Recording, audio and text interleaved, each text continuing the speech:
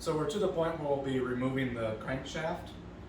Unfortunately, with this being a 2012 engine, it was going to be very rare for us to have a forged bottom end, which we don't in this one. So we'll be replacing it with the TTRS version, which also has an additional bolts for the flywheel, which will be stronger for our power goal application. So let's take this thing out.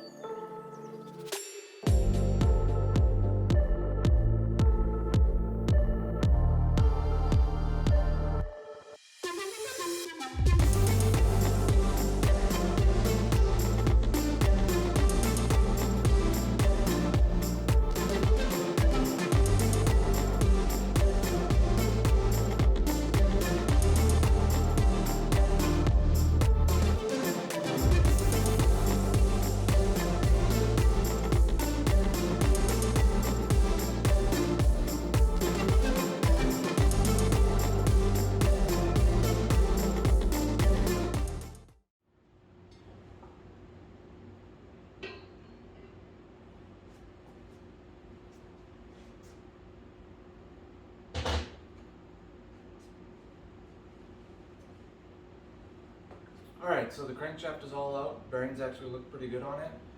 We're going to go through, clean up the rest of the block on the inside here, and then do some further inspecting, and then we'll go from there to the next step.